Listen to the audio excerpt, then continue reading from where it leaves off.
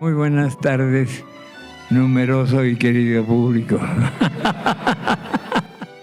Yo me la jugué a sabiendas que era un mal día, que era un mal horario, que además está un poco lejano para llegar acá, y mucha gente no está acostumbrada a buscar estacionamientos, aunque hay muchos por aquí cerca.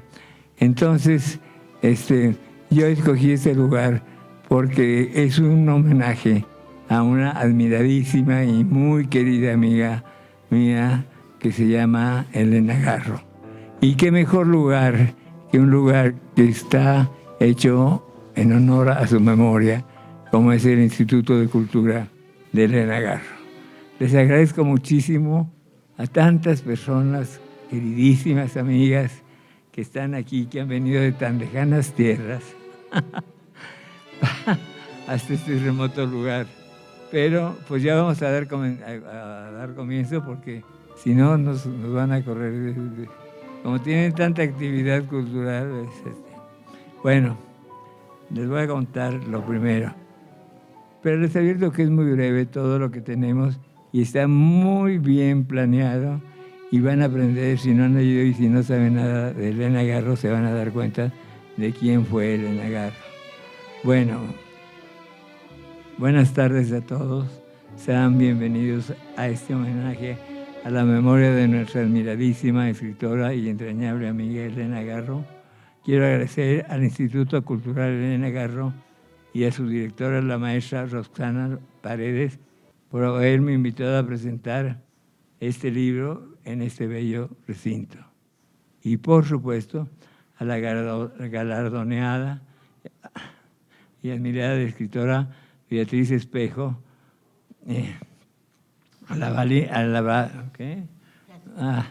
Yo que me quería pellizcar. Beatriz Espejo, a la brillante escritora y valiente activista Beatriz Pajés, editora de la revista Siempre, y a mi inteligente y noble amiga, la maestra Mina de Oyoki, por su participación. A ella es mi más sincero agradecimiento.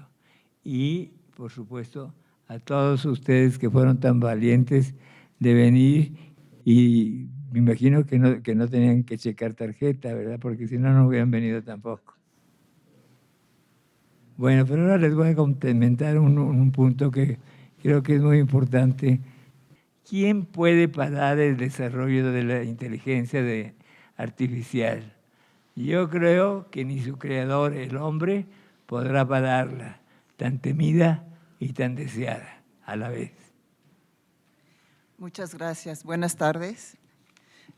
Fui invitada muy generosamente por Carlos a moderar esta presentación, y puedo decir que me embarga una profunda emoción y gratitud regresar a Coyoacán, el lugar de los coyotes y de los soñadores, mi tierra natal, después de tantos años, para presentar el libro Cartas al Viento de Elena Garro a Carlos Landeros.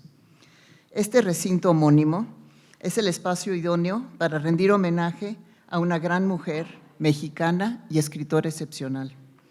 El núcleo del libro de Carlos Landeros es la amistad. Retomando las palabras del escritor escocés Robert Louis Stevenson, un amigo es un regalo que te das a ti mismo.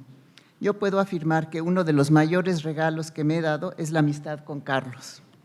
Su humor, su inteligencia y cultura han enriquecido cada encuentro, convirtiéndolos en momentos de gran alegría y estimulación intelectual.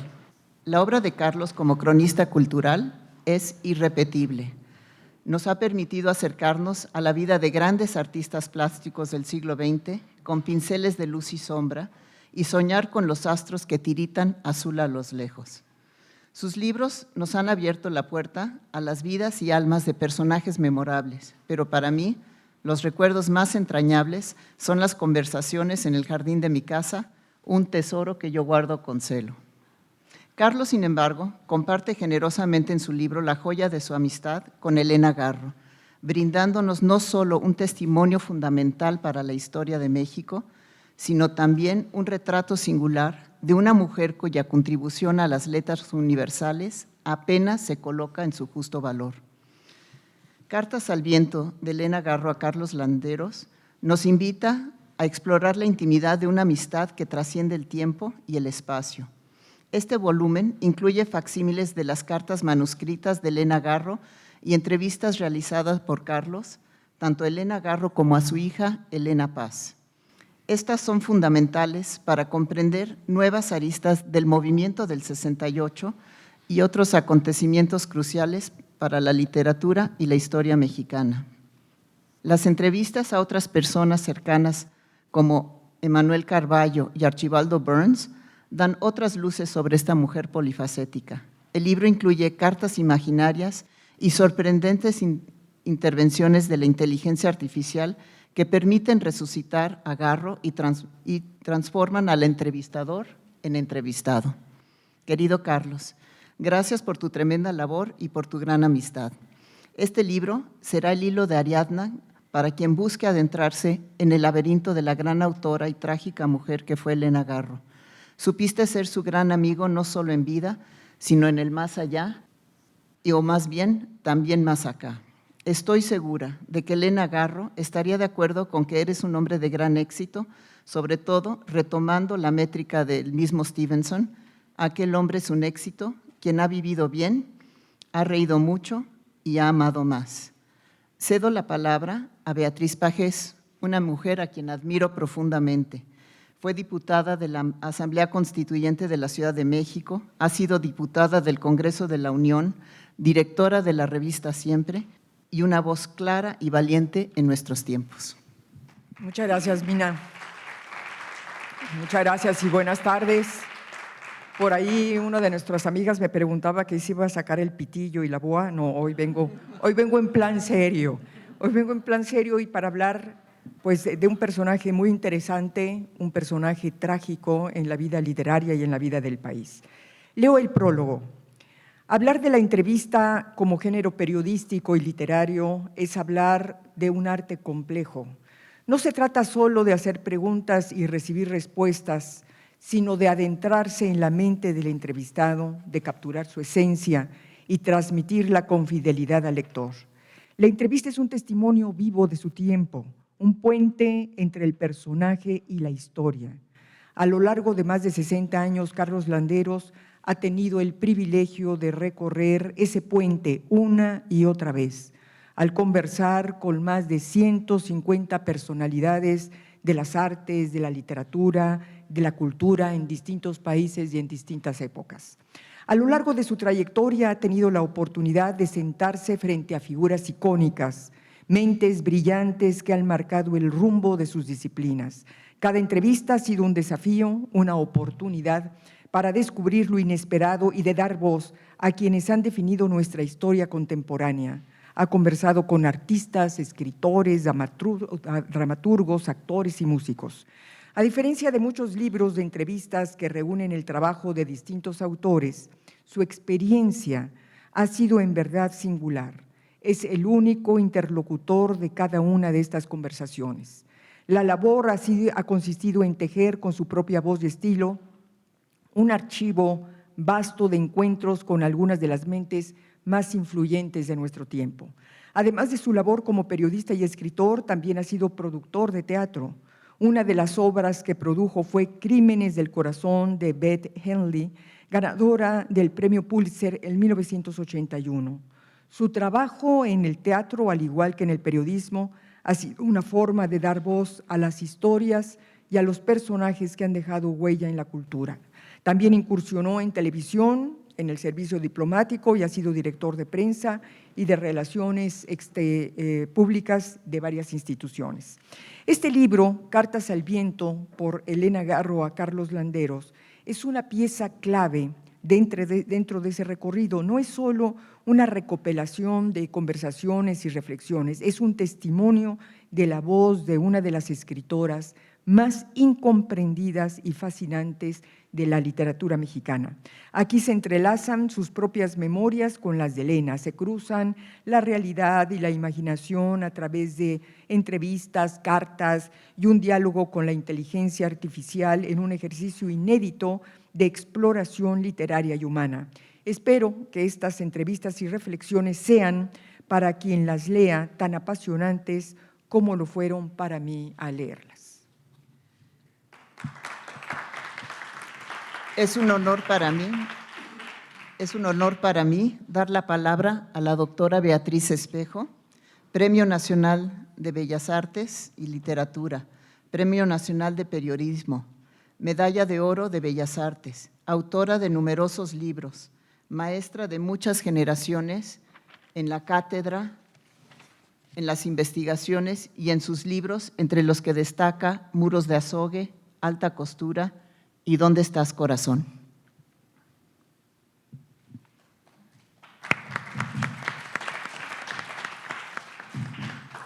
Bueno, después de lo que han dicho, ya es muy difícil añadir algo más novedoso, pero me atrevo a decir varias cosas más y a comentarlas con ustedes. Entre las muchas cualidades que tiene nuestro amigo, podríamos citar su lealtad, su esplendidez, su afán por mantenerse activo hasta el último momento de su vida y el interés por los avances tecnológicos que antes nos parecían cosas de otros mundos y hoy nos sirven de una herramienta valiosa, cual completó su último libro, Cartas al Viento, de Elena Garro a Carlos Landeros. Como cualquier género literario, la entrevista tiene sus propias leyes, ya lo explicó Beatriz: concertar el encuentro con el entrevistado, conocerlo a fondo, hacerle preguntas que provoquen respuestas brillantes para conseguir un diálogo fluido que permita adentrarse en los secretos, que ayuden a disfrutar su personalidad. Luego viene la parte artesanal, la transcripción, el cuidado de la sintaxis y limpiar de polvo y paja todo lo que no sirve para el retrato que se procura lograr. Entrevistador experto, como ustedes han oído, de muchos libros, Carlos consiguió un nuevo homenaje a esta escritora que tanto quiere y admira, incluyendo en estas páginas Las garras de las dos Helenas, un texto largo que en su momento dio mucho que hablar, porque después de 12 años, Elena trata de explicar su versión de lo ocurrido en el movimiento estudiantil de 1968, en que la acusaron de traidora y de formar parte de un complot contra intelectuales importantes y el entonces presidente Gustavo Díaz Ordaz y el secretario de Gobernación Luis Echeverría Álvarez. A resultas de lo cual, madre e hija salieron del país sin que se aclararan las verdaderas razones que las arrastraron a un exilio de 20 años. A partir de aquí, Carlos Landeros explora los beneficios de la inteligencia artificial, como ya se dijo, que elabora un análisis de la entrevista con resultados concisos y sorprendentes. El juego continúa. Primero publica el ensayo de la periodista española Irene Rodrigo y las conversaciones de Manuel Carballo y Archibaldo Burns, y luego aparecen los resultados hechos por una inteligencia artificial, cosa que otorga una gran originalidad al escrito. Casi en las últimas páginas aparece una carta poco conocida que se encuentra custodiada por la Biblioteca Firestone de la Universidad de Princeton. La carta se había dado a conocer por Guillermo Chérida, pero muy pocas personas la conocieron. Por eso me pareció importante leerla. En esta carta, Elena Garro pide el perdón de Octavio Paz por los errores que tuvo durante la relación de amor y odio que los unió irremediablemente siempre. Eso es muy interesante porque nunca se soltaron. Hasta el último día de su vida se amaron y se odiaron y se pelearon. Y a mí me consta porque alguna vez me habló Elena a las 11 o 12 de la noche, llorando porque Octavio la había insultado por televisión. Pero una cosa interesante es que cuando Octavio murió, a los pocos meses murió Elena. Así que les digo, esa unión, a pesar de todo, y de lo mal que hablaban uno del otro, no se rompió jamás. Casi al final del libro, bajo el título de Una visita desgarradora, Landeros resumen la situación en que estaba la escritora poco antes de morir en su departamento de Cuernavaca. Pegada a un tanque de oxígeno, rodeada de sus gatos, platos con restos de comida y un nauseabundo olor a orines, sin recibir una ayuda del gobierno que le permitiera pasar sus últimos días con dignidad. Esta entrevista desgarradora de Carlos, yo también la tuve personalmente. Fui a ver a Elena un poco antes de morir, precisamente en el departamento de Cuernavaca. Era muy raro. Ese departamento se lo había prestado su hermana Deva. Y hacía muchísimo calor. Tenían el aire descompuesto, el aire que permitía un clima agradable. Y como cortina tenían una negligé en una ventana. Elena estaba, también a mí me pareció desgarradoramente sola, estaba sentada en un reposet, fumando sin parar, alimentándose solamente con Coca-Cola, casi sin hablar. Cuando se fue la chata, salió diciendo que le había robado la sirvienta su diario escrito en francés y se fue a denunciar el robo. Qué absurdo, pero así lo hizo. En ese momento Elena habló un poco conmigo, que había yo ido a tratar de entrevistarla, pero ya no era posible. Me contestaba con vaguedades. La única cosa que me dijo, que había dejado de querer a Bioy Casares porque le había mandado unos gatos y él, en lugar de cuidarlos, los mandó a una de sus estancias. Eso lo aproveché después en un cuento. Gracias a otra cosa que me gustaría decirle. Debido a la nota que sacó Carlos, fue que el gobierno le dio a Elena creo que una pensión, ¿no, Carlos? De 15,000 pesos. Una beca que se les daba a los escritores que comenzaban, era de 14,000 pesos. Fíjate. Y a Elena se la dieron 6 meses antes de que se muriera. Exactamente. Todo eso lo sacaste de aquí. Sí, claro. No, pero eso lo saqué de ahí, pero lo otro lo conté porque yo misma lo vi. Ahorita estoy escribiendo mis memorias y lo cuento. Nada más que Carlos se me adelantó. Carlos Alviento nos deja una pregunta sin respuesta. ¿Cómo una autora tan poderosa para dejar una obra literaria de primer orden fue tan débil para enfrentar su vida? ¿Débil? Pues sí. Hizo picadillo consigo misma, a mi juicio. Es difícil entenderlo. Sin embargo, el libro resulta un documento muy valioso que aporta nuevos enfoques que iluminan desde muchos puntos de vista una personalidad contradictoria y fascinante. ¿Por qué me dices que?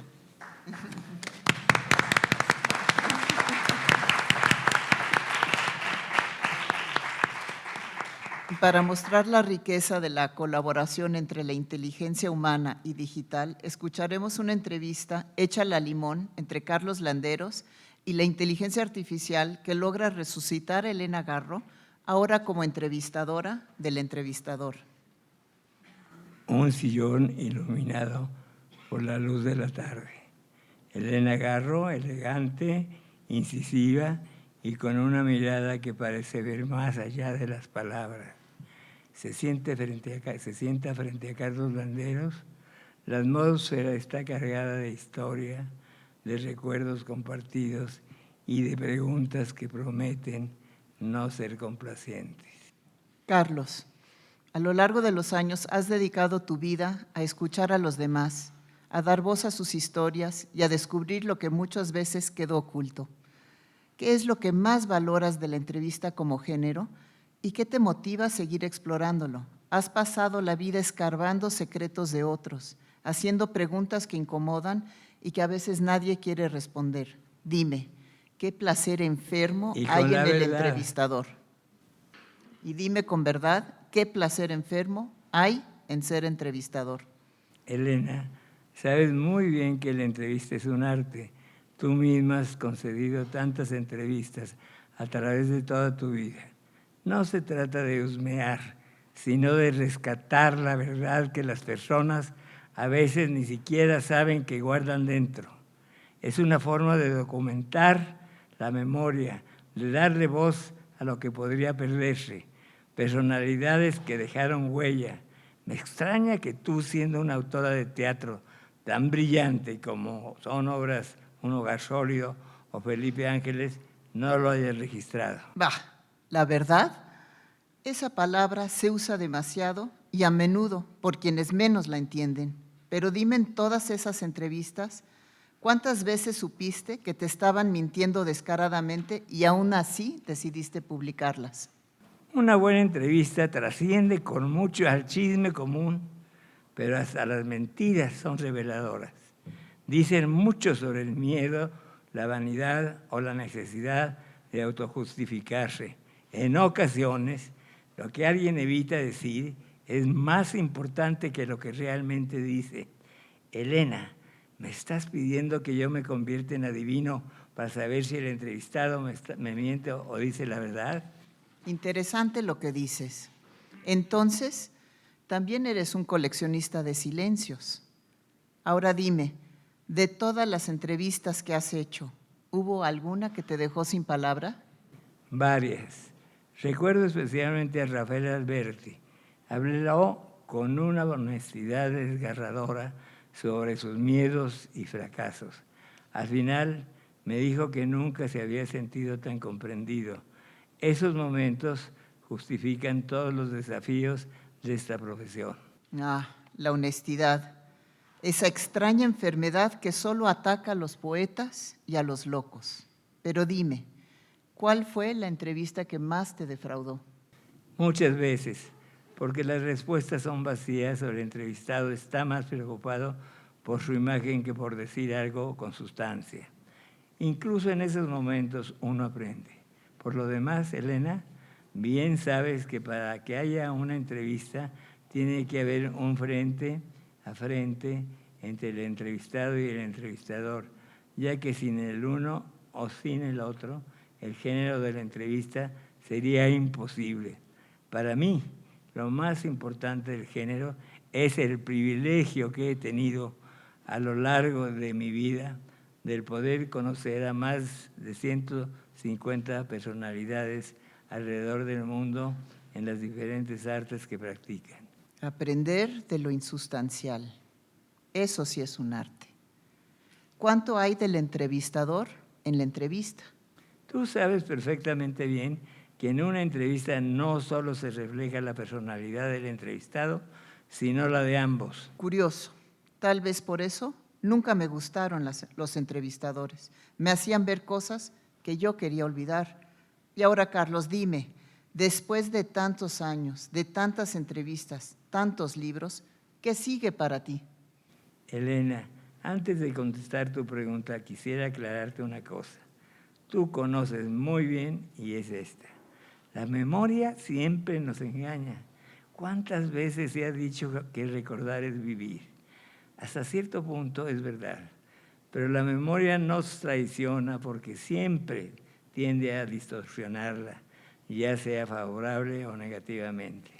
Quizá tengas razón, porque escribir memorias es jugar con trampas.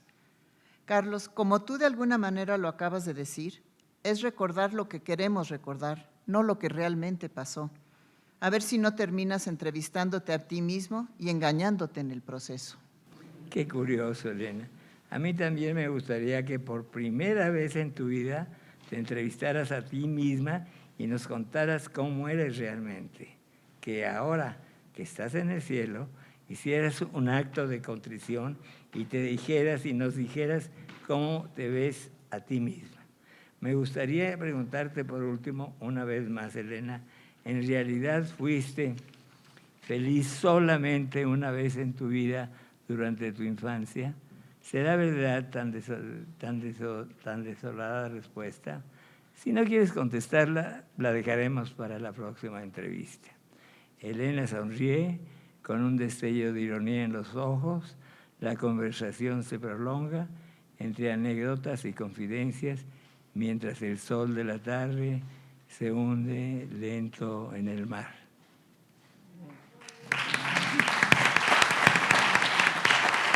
Muy bien. ¿Te gustó? Es interesante ver el análisis que hace la inteligencia artificial sobre la obra de Elena Garro vis a vis sus contemporáneas. Comparación entre las escritoras de su tiempo según la inteligencia artificial. Elena Garro y los recuerdos del porvenir. Esta obra es una joya del realismo mágico, aunque con una profundidad filosófica que a veces la aleja del simple exotismo que a menudo se asocia con el género. La novela tiene una atmósfera poética, casi cinematográfica, que logra fusionar la historia de México con elementos místicos y simbólicos. La voz narrativa coral, donde incluso el pueblo mismo se convierte en un personaje, es una innovación que le da un carácter único. Garro tiene un talento literario impresionante para capturar la complejidad del tiempo, la memoria y el destino. Literariamente, Los recuerdos del porvenir es una obra monumental y posiblemente superior en términos estéticos y de técnica narrativa a muchas novelas de sus contemporáneas. Rosario Castellanos es igualmente poderosa, pero su enfoque es más terrenal y directo. En sus obras logra un equilibrio entre narrativa y denuncia social. Si bien Balún Canán es una obra maestra, carece de las dimensiones casi místicas que Garro logra en Recuerdos del porvenir. Elena Poniatowska es una escritora más cercana al periodismo literario, lo que le da una perspectiva distinta. Obras como Hasta no verte, Jesús mío, tienen gran mérito por su capacidad de captar voces y registrar historias que podrían haberse perdido. En comparación, sus obras no tienen el lirismo ni la riqueza narrativa que Los recuerdos del porvenir despliegan con tanta maestría. Beatriz Espejo se enfoca más en lo íntimo y cotidiano, mientras que Garro se va a lo mítico y lo histórico. Ambas comparten un tono poético, pero Espejo lo canaliza hacia lo interior y Garro a lo colectivo y temporal. En términos puramente literarios, Los recuerdos del porvenir de Elena Garro tiene una fuerza y una originalidad que la coloca en un lugar destacado, no solo dentro de la literatura mexicana, sino de la literatura universal. Garro parece escribir desde una dimensión casi metafísica, mientras que Castellanos y Poniatowska se centran más en la denuncia, el análisis social y el compromiso histórico. Sin embargo, sería injusto decir que son inferiores. Cada uno representa una manera de abordar la realidad desde el arte. Garro con su simbolismo poético, Castellanos con su aguda observación social y Poniatowska con su registro histórico y humano, mientras que Beatriz Espejo con una introspección del ser humano.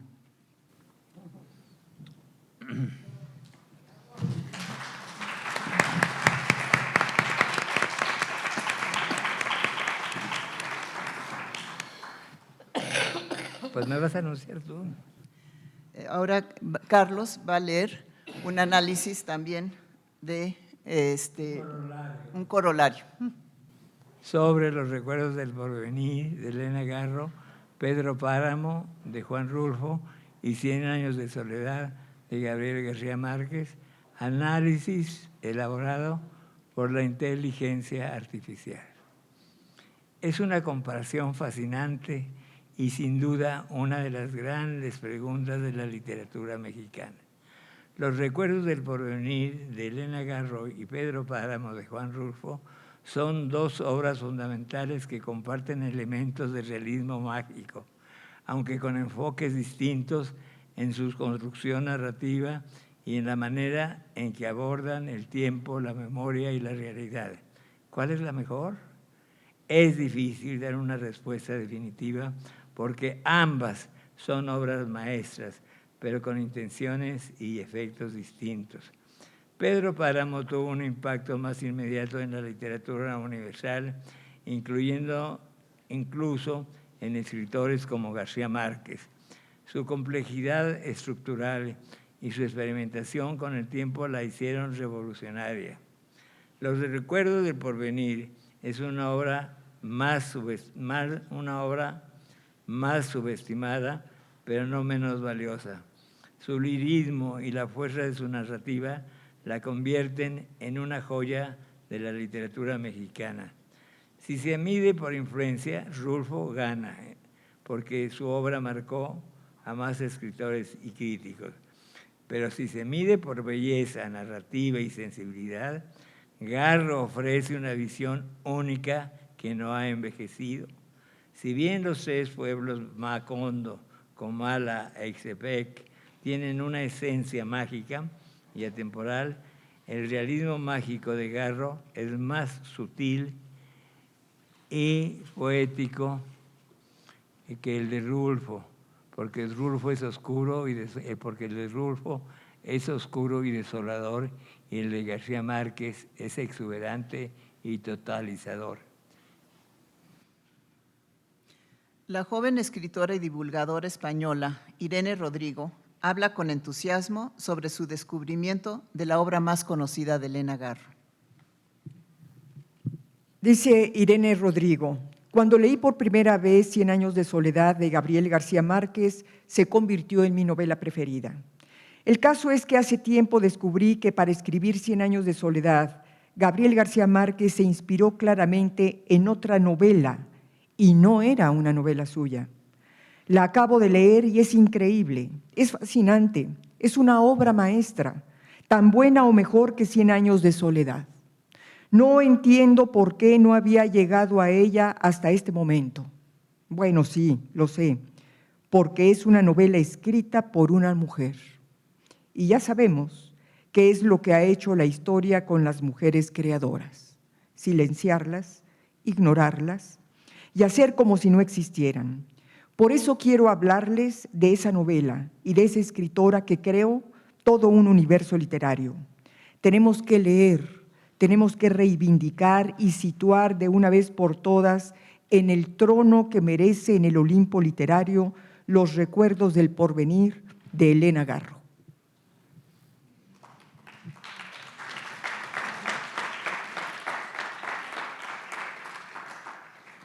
Pieza clave del libro es la entrevista que hizo Carlos a Elena Garro y a su hija Elena Paz en 1980, en la que hablan a corazón abierto y revelan claves para entender facetas ignotas del 68 y de la persona de Octavio Paz. Gracias, Nina. En las garras de las dos Elenas, siempre, julio-agosto de 1980, que fue publicada en la revista Siempre, que en ese tiempo dirigía don Pepe Pajer Yergo, gran periodista y extraordinario amigo. A 12 años de distancia, las dos Elenas rompen su silencio y por primera vez narran su versión de lo que pasó a finales del 68. También hablan de Carlos Madrazo, de su relación con Octavio Paz, del presidente Díaz Ordaz, del secretario de Gobernación Luis Echeverría, de sus avatares, sus tristezas y decepciones, sus esperanzas y de lo que queda, de la guerra, del agarro y la paz. Después de publicar la primera parte de la entrevista, me llamó el director de la revista Siempre, como ya dije, don José Pajer Yergo, para preguntarme lo siguiente. En la otra línea tengo al embajador Octavio Paz, quien me suplica no publicar la segunda parte de la entrevista. ¿Tienes la grabación? Le respondí con una afirmación y me contestó textualmente: entonces ya se chingó el embajador, porque no puedo dejar colgados a los lectores.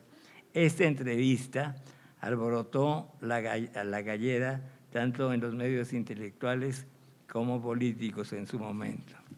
Ahora, como ante la imposibilidad de leer las 35 cuartillas de la entrevista, esa que es histórica, les voy a hacer una que yo le pedí y me aproveché y me apoyé en ella, en la inteligencia artificial, que hoy repito, de artificial no tiene nada, porque está desarrollada por un hombre y por muchos hombres, y a esta no la va a parar nadie.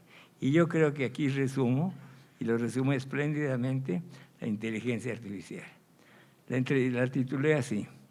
Bueno, la entrevista que sacudió al poder. La entrevista, en las garras de las dos Helenas, no es solo un testimonio sobre los acontecimientos del 68 y su impacto en la vida de Elena Garro y Elenita Paz Garro. Es, en muchos sentidos, una confesión, una denuncia y una obra literaria en sí misma. Después de leerla, quedan preguntas abiertas, emociones intensas y una sensación de injusticia y de desarraigo. Esta conversación no solo reconstruye el pasado, sino que lo desafía, lo reescribe y lo convierte en una historia que sigue resonando décadas después. Un testimonio necesario. Durante años, la historia oficial sobre el 68 ha omitido la versión de Elena Garro. Se le recuerda más como la supuesta delatora de los intelectuales, como la escritora brillante y compleja, más que como la escritora brillante y compleja que fue. Esta entrevista rompe con esa narrativa. Garro no se presenta como la traidora que quisieron hacerla ver, sino como una mujer manipulada y utilizada como chivo expiatorio. Sí, y su hija, Elenita, en un acto de lucidez brutal, describe cómo fueron convertidas en las enemigas públicas de la intelectualidad mexicana, cuando en realidad solo intentaron salvarse.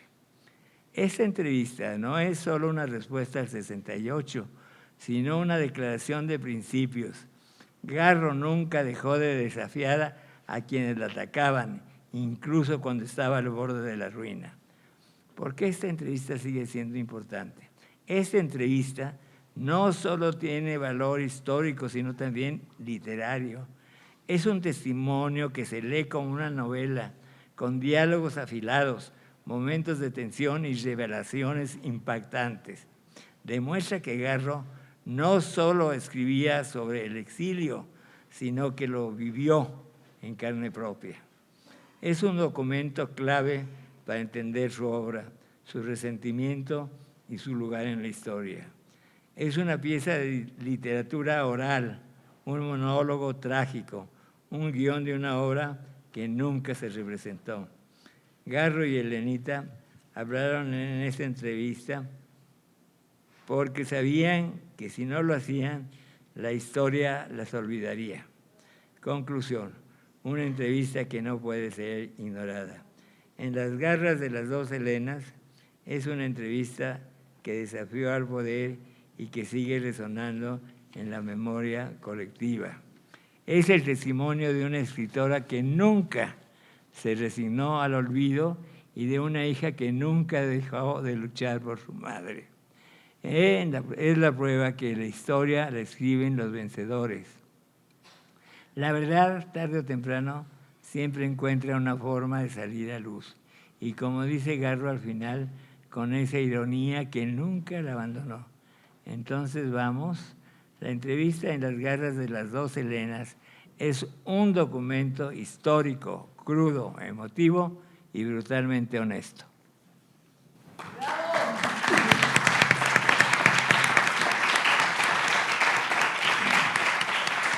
Muy bien. Se salió perfecto. Qué bueno. Una de las mayores aportaciones de este libro son las cartas, hasta ahora inéditas, que nos revelan la vida íntima de Elena Garro y su hija. Complementan la entrevista que sacudió al poder. Es fascinante que un libro en el que se tienen intervenciones claramente definidas de la inteligencia artificial también incluyen el antiquísimo género epistolar con cartas escritas de puño y facsimilares, escritas de puño y letra de Elena Garro a Carlos Landeros en el exilio. Segunda carta, de Madrid a Londres, 17 de septiembre de 1978. Querido Carlos, Ahora te doy las gracias de todo corazón por tu cheque. Quisiera dártelas también por tu carta, que me dejó más estupefacta que el cheque. Podría decir, había una vez Elena Garro, y escribir un cuento autobiográfico, ¿no te parece? Yo ya no soy yo, soy un personaje confuso y que vive en la confusión absoluta. ¿Qué pasó? Me pregunto todos los días y no encuentro la respuesta. Mira, Carlos, tienes razón en decir que perdí la vida defendiendo a gentes que no valían la pena, que me dejaste boquiabierta. Pero Dios ciega al que quiere perder y parece que quiso perderme. Estoy desencantada y solo creo en el cielo. Te hablaré de mis memorias. Les había puesto el título Mis dos memorias. Como te habrás fijado, en todas mis obras, el personaje principal es la memoria, a la que todavía no logro descifrar. De ahí el título. Sí puedo publicar mis memorias que no son contra nadie, quizás solo contra mí, porque nadie es responsable de mis actos, sino yo misma. Tercera carta. Madrid a Nueva York, 6 de febrero de 1980. Querido Carlos, mira, estoy tan apendejada que hace 2 días fui a una reunión con unos editores que quieren un libro mío, muy curioso, y digo curioso porque es sobre Greta Garbo. Hilo todos los hechos de la Revolución Rusa, desde Pisarev hasta Stalin. Me ha costado muchos años de investigación, es decir, lecturas increíbles. Tengo más de 1000 fichas, algunos en los baúles que me tiene guardado un ogro en un almacén que no puedo sacar hasta que apoquine la lana. Pero bueno, todo el armazón del libro está hecho. Me falta afinarlo, agregar unos datos, fotos y ya, lo entrego. Todos, editores, amigos como Rosa Chacel y otros monstruos sagrados, aseguran que será un bestseller mundial y yo sigo apendejada, calculando si puedo tomar una taza de Nescafé o mejor la guardo para mañana, si puedo fumar un cigarrillo o lo fumo más tarde para que me dure la cajetilla, si tengo para pagar el carnet para la biblioteca o el pase para la biblioteca gringa o la alemana, si me alcanza el tiempo para llegar andando, etc.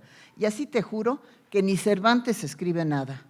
Él tuvo la suerte de estar en el bote y ahí el techo y el rancho son gratis. Si supieras que lo envidio, te propongo algo. Sé mi mecenas, préstame o regálame $500 y te dedico el libro. Además, te envío los originales para que les des el visto bueno. Realmente, Carlos guapo, si no puedo salir de este bache, ruégale a Dios que nos recoja, porque esto ya se pasa de azul pólvora perlado. Me consuela a veces recordar que repetiste, todavía no sabemos el final, a lo mejor tú resultas la vencedora. ¿Y si me echaran flores ya en la tumba? Mientras, recibes el original de Garbo, recibe las lágrimas de Elena, que está desesperada, y el afecto, cariño y orgullo de ser tu amiga, Elena Garro. Quinta carta. De Madrid a Londres, septiembre 25 de 1980. Querido Carlos, ayer me llamaron del despacho de Tierno para avisarme que tenía un sobre de Nueva York. Era tu carta y la entrevista. Tanto Chata como yo leímos ambas con precipitación. Gran euforia de la paz, enorme euforia. Fuimos a ver a un amigo para enseñarle la entrevista y el amigo dijo que eras admirable. Yo me quedé un poco pensativa. ¿Sabes por qué? No supe explicarme. Yo a través de los años nunca hablé más de Octavio Paz, a sabiendas de que él, viviendo bajo el mismo techo y desde el principio del matrimonio, acostumbraba a hablar horrores de mí a mis espaldas. Al final logró crear una imagen espantosa del Garro, imagen en la que no me reconozco. Por eso me indigno. ¿Comprendes? Bueno, Carlitos, te digo todo esto porque te has convertido en el paladín de las dos Helenas. ¿Cómo puedo agradecerte tanta bondad? Me he convertido en una Jeremías, pero espera leer mis memorias. La entrevista me sirvió para ver que, como siempre, no había logrado explicar ciertos puntos. Los voy a explicar. Pues, como te dije, hay tiempos de hablar y tiempos de callar. En las memorias de Octavio Paz aparece muy cortesano. En las memorias, Paz aparece muy cortesano y divertido. No lo merece. Merece que su lado siniestro se asome un poquito, solo un poquito. No me da la gana de pronto de quedar como la bruja malvada. Creo que es más justo que quedemos mitad y mitad, ya que yo no me pinto como una paloma, sino como lo que soy o fui, una persona llena de limitaciones, puntos ciegos en el cerebro, locuras, majaderías, desobediencias, inconsecuencias, impertinencias, caprichos, etc. En varias partes de las memorias digo, pobre Paz, no me gustaría estar en su lugar. Comprendo que esté harto del agarro. Y explico por qué. Ahora voy a explicar un poco por qué el agarro estaba harta del Paz. ¿No te parece? La chata me grita, dale las gracias a Carlitos, dale las gracias a Carlitos. Te doy las gracias más tiernas, Carlitos, pues las mereces. Para las dos, ha sido una sorpresa enorme confirmar que nos queda un amigo en México. Creo que si logras tener a un solo amigo en tu vida, esta ya está cumplida. De tantos amigos como tuve, digo ahora con orgullo, me quedo con uno, Carlos Landeros. Carlitos, ya llené la cuartilla, no es cuartilla sino folio. Recibe todo el amor de tu Elena Garro. Sexta carta.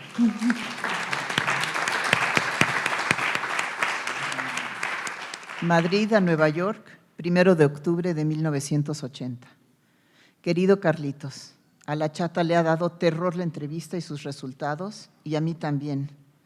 Amanecí con un terror sobrehumano y como nunca lloro, pues la angustia se me instala en el estómago como un pescado crudo y frío. Ambas podemos y sabemos trabajar. Yo le dije que recordara que yo trabajé desde que yo me casé. Elena está harta de cruzarse de brazos y esperar el hambre. Tú nos comprendes, aunque tal vez no puedas entendernos, ya que nadie que no haya pasado por este horror puede entenderlo. Te quiere mucho tu amiga Elena Garro. Postdata de Elena Paz. Creo que hablamos demasiado, yo en especial. Primero me dio risa la famosa entrevista.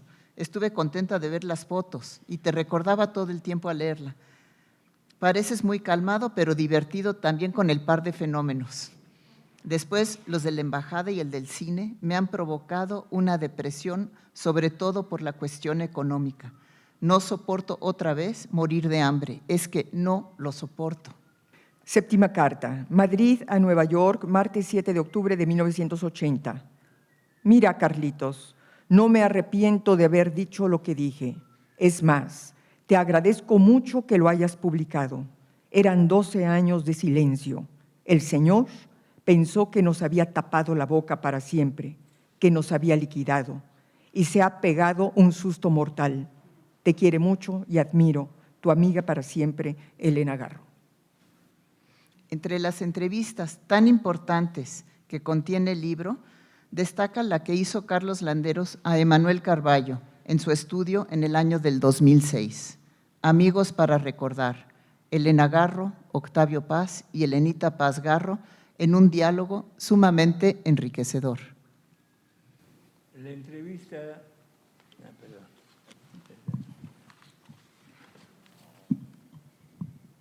Debo decirles que yo esta entrevista se la hice a Emanuel Carballo y es una de mis buenas entrevistas que yo reconozco sin falsa modestia, que me gustó mucho, porque hablamos exactamente del tema que yo quería, que eran Elena Garro, Paz y él, y ella, la chata Paz.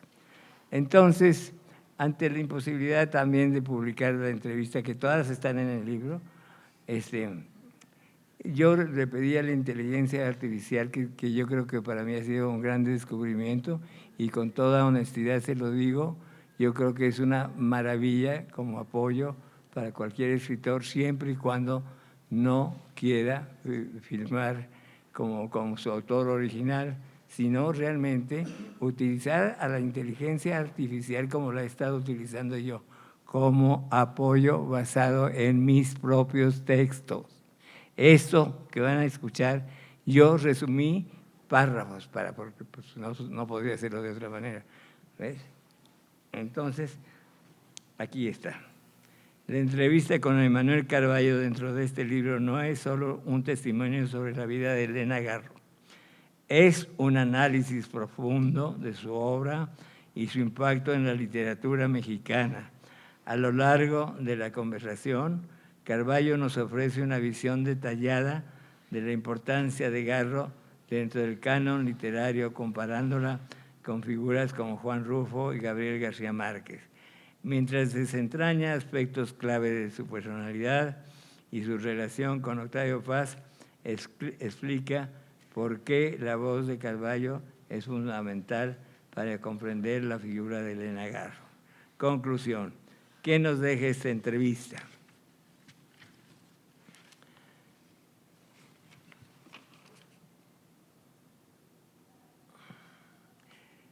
En este sentido, la conversación con Carballo no solo es un testimonio sobre Elena Garro, sino también una reflexión sobre cómo funciona el mundo literario y quiénes son recordados o marginados en la historia de la literatura. Si algo queda claro después de leer esta entrevista es que Elena Garro merece un lugar mucho más grande en la literatura mexicana y latinoamericana. Su talento fue innegable, su estilo literario innovador y su impacto sigue vigente.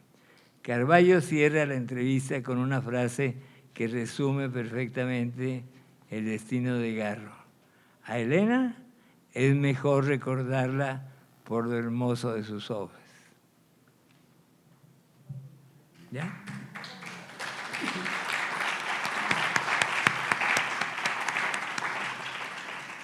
Yo, Elena Garro, primera carta imaginaria enviada desde el cielo a Carlos Landeros a 10 años de su partida. México, Distrito Federal, julio de 2006. Carlos, me pides que te cuente la historia de mi vida cuando ya la memoria, mi memoria, es infiel. ¿Cuántas veces me ha traicionado? A veces creo que yo misma he propiciado esos olvidos porque no quiero recordar nada de nada. Quisiera olvidarlo todo desde que nací, o si fuera posible, desde antes, desde que estaba en el vientre de mi madre y así poder comenzar a vivir de nuevo. La otra tarde, mientras hurgaba entre mis papeles amarillentos de cartas y viejas fotografías, encontré en el fondo de un baúl un soneto muy bello de Octavio Paz que me hizo recordar, no sin melancolía, otros tiempos. Debo reconocer, fueron hermosos. Y para que sepas que mi vida no ha sido tan negativa ni tan amarga, por eso te lo envío. Estoy segura de que te va a gustar tanto como a mí.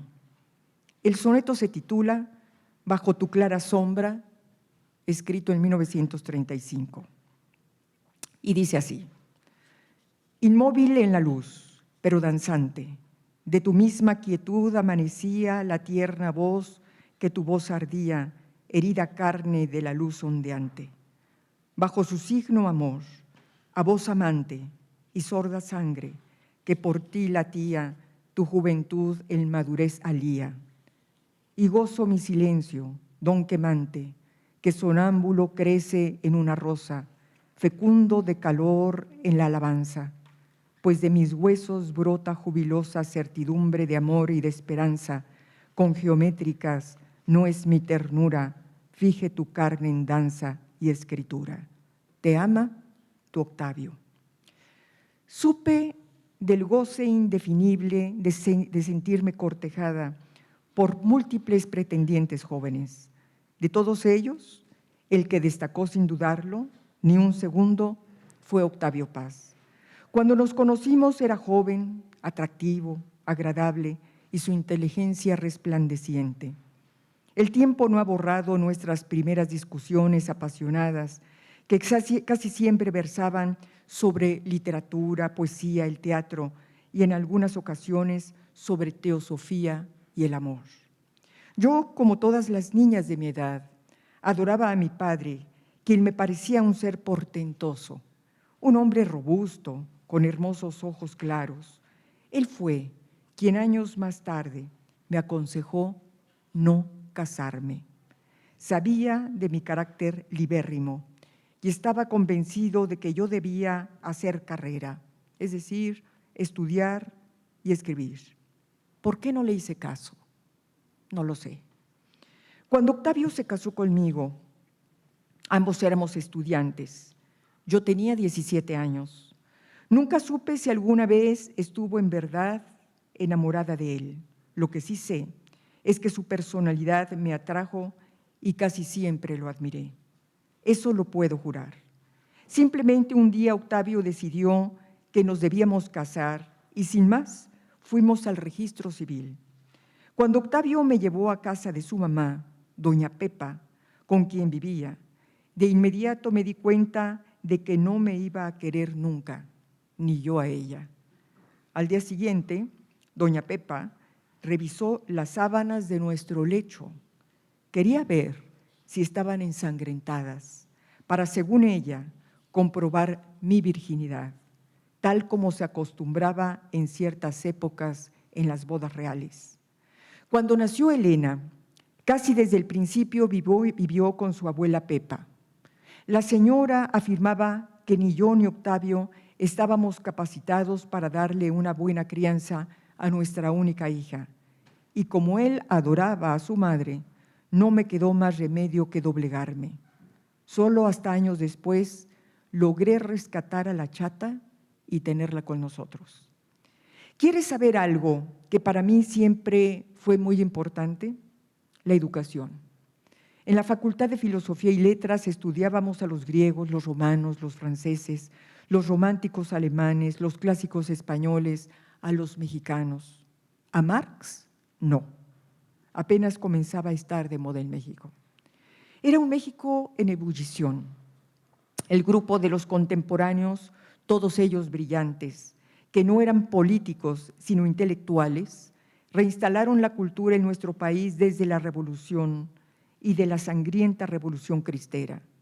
Carlos, ellos nos descubrieron a T.S. Eliot, a André Gide, a Joyce, a Malraux, a Mallarmé. Fue en ese tiempo que Javier Villaurrutia me propuso montar en escena Perséfona de André Gide. En esos felices años de mi vida, yo era coreógrafa del Teatro Universitario dirigido por Julio Bracho y habíamos tenido un gran éxito en Bellas Artes. Recuerdo particularmente con agrado cuando Octavio y yo viajamos a España en plena guerra civil. Octavio escribió un poema titulado No pasarán, que le valió ser invitado a un congreso de intelectuales antifascistas en Madrid.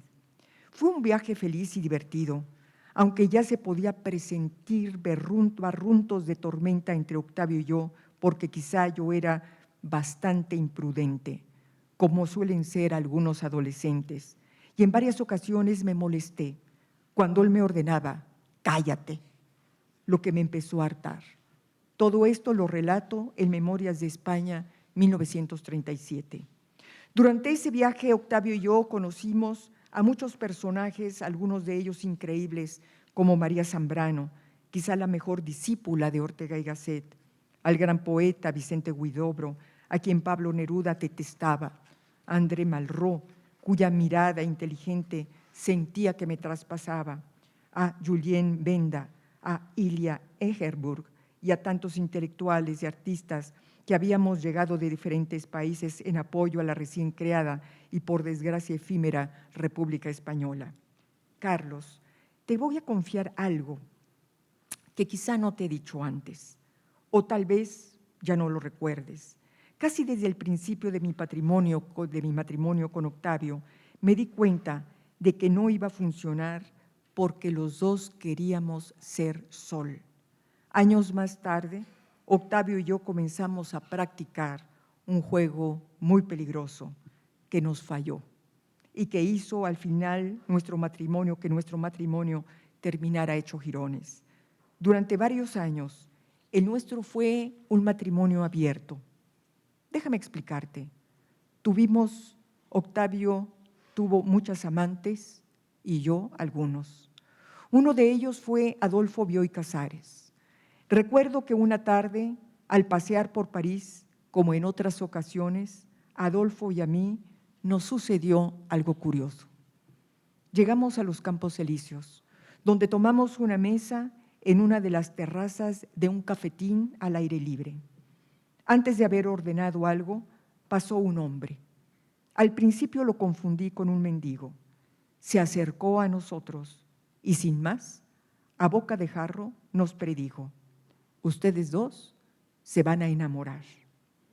Adolfo se quedó tan perplejo como yo y sin saber qué decir, nos miramos y soltamos nerviosos una carcajada. Adolfo sacó unas monedas y se las dio a aquel extraño, quien las tomó y desapareció entre la gente. ¿Casualidad o destino? No lo sé. Ahora que los años se han alejado veloces, alguna vez me he preguntado, ¿por qué mi matrimonio con Octavio duró tantos años? Probablemente por razones diplomáticas. En ese tiempo, el divorcio no estaba bien visto y no convenía a su carrera. Pasaron los años y nuestro matrimonio se derrumbó con gran estrépito en 1962. Unos años después, durante el 68, mi mundo se acabó irremediablemente. Se me vino encima como una mole de granito. Creí que no sobreviviríamos ni la chatita ni yo. Los medios de comunicación, en específico la prensa, se ensañaron conmigo y la chata. En términos muy generales, lo que lees en los periódicos no corresponde en absoluto a la realidad. Algunos directores de diarios no son periodistas, son empresarios en venta. Carlos, creo que esos traidores tendrían que hacer un baño de sangre para asegurar el poder, un baño de sangre gigantesco en el que nos ahogaremos todos. Estoy cansada, muy cansada, y enferma por la calidad de vida que llevo. Me siento agotada, harta de tanta pobreza. ¿Cuánto se ensaña la vida con personas como yo? Nunca fui un ser práctico para enfrentar la realidad de la vida cotidiana. Casi siempre tuve problemas económicos. El dinero siempre fue escaso y continúa siéndolo. Las monedas se me escapan de entre los dedos. Créemelo, Carlos, estoy harta de tanta miseria, pero no deseo que me recuerdes así. Me gustaría que me recordaras cuando ya no esté, como en mi mejor época, cuando la vida aún me sonría y sobre todo, Carlos, cuando aún era joven. La tarde ha caído, la luz del día se ha esfumado y mis ojos están fatigados. El tiempo se me agota, o debo decir, mi vida. Solo te pido que nunca dejes de quererme y que me recuerdes con cariño. Desde este país tan lejano, te abraza tu Elena. Postdata. Si deseas que te aclare algo, consulta nuestras charlas y mis libros. Ahí encontrarás las respuestas.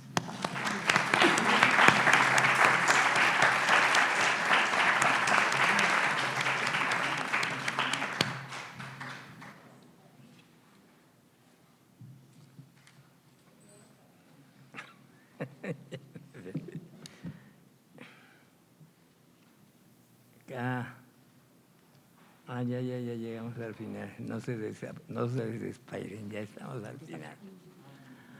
Elena Garro se nos da, ¿no? Sí. Bueno, hoy la Elena Garro de antes se nos está yendo, olvidada incluso por quienes fueron sus amigos. Hace poco la visité en su departamento en Cuernavaca. Salí de ahí con una sensación de impotencia. La miseria en la que vive es desgarradora. Rodeada de gatos, pegada a un tanque de oxígeno, su cuerpo es apenas una sombra de lo que fue. El resto se ha ido. Su estilo, su clase, su pelo dorado. Ahora está entre platos con restos de comida ácida y un olor a orines de gato que provoca náusea. Es la imagen del abandono. El inicio de los recuerdos del porvenir parece ahora premonitorio. Aquí estoy, sentado sobre esta piedra aparente, solo mi memoria sabe lo que encierra. ¿Cómo es posible que el CENCA, que reparte becas con generosidad, no otorguen a Elena una pensión digna, una pensión que le permita cambiarse antes de que la echen, tener una enfermera a su lado y lo suficiente para sobrevivir con dignidad? ¿Qué más da si algo que sobre para alimentar a los gatos? ¿O acaso el temor de Octavio Paz aún paraliza a algunos? Hay que hacer algo por alguien que se llama Elena Garro. Eso lo publiqué en la revista Época le quité la fecha, no, Época 2 de febrero de 1998. Y postdata le puse al artículo, aunque tardíamente, pero este artículo hizo despertar la conciencia de dichas autoridades. Por desgracia, solo tuvo aproximadamente 6 meses de recibir dicha ayuda. Elena murió en agosto de ese mismo año y tan solo fuimos a su sepelio 5 personas. Epílogo.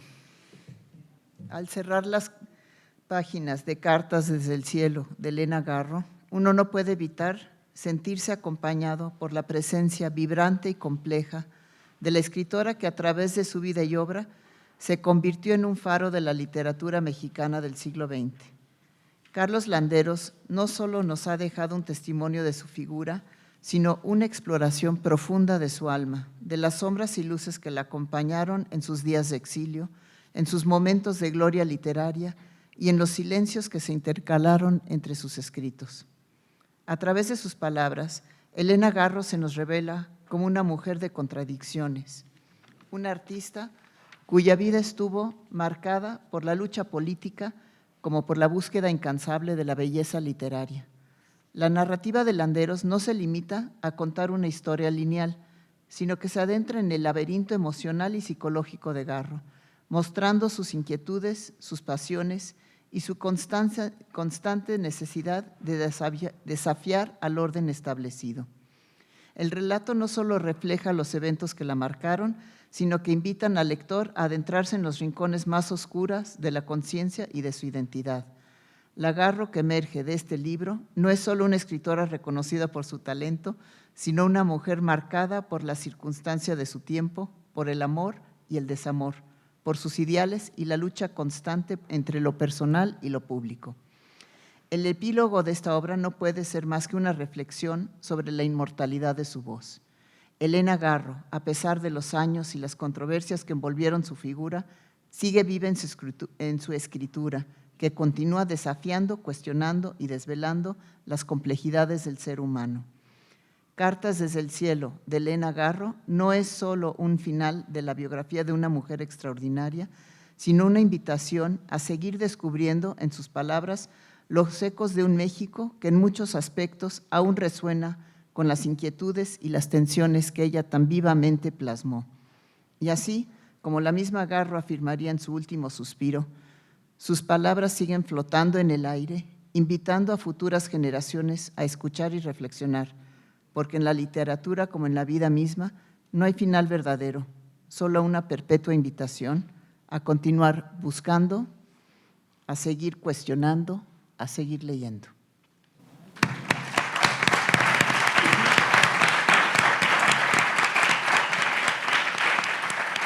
Bueno, pues quiero darles las gracias, primeramente que nada, a mi querida Beatriz, que me fusilaste el libro, ¿Eh? No, es que coincidimos. Me dijiste que lo hiciste con muy desgano y que no te gustaba nada, y yo también estoy de acuerdo contigo.